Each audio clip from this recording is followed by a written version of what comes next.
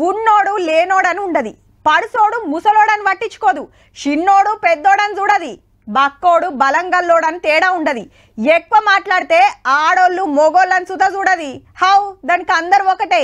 కడుపులో పడ్డదంటే దేడిది మాకు పనులు చేపిస్తుంది. ముచ్చట చాలా మందికి ఎరికయ్యే ఉంటది. హౌ మంది ముచ్చటే. తాగినోళ్ళ తమాషాలు బొచ్చడు చూసిండ్రు, అట్లనే గీసారి ఏషాలు చూడుర్రిగా.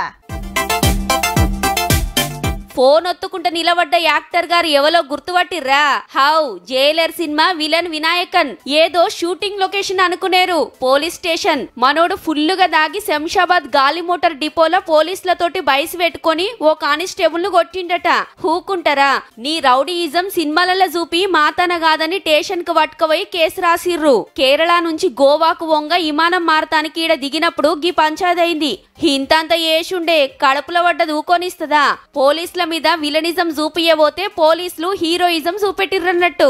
చల్ నేనేం తప్పు చేయలే, లోపటికి తీసుకుపోయి నన్నే కొట్టిర్రని విలన్ సార్ అంటుండు.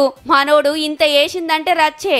మునుపుసుత కేరళలో సారుండే అపార్ట్మెంట్లో కేసు పెట్టిర్రు తాగి లొల్లి చేస్తుండని. సినిమాలలో చేసినట్టే బయట చేస్తా అంటే ఎట్లా సారు? సినిమాల రజనీ సార్ చెప్పినట్టు ఒక రేంజ్ తర్వాత పోలీసుల దగ్గర మాటలుండయి సారు, కేసులే.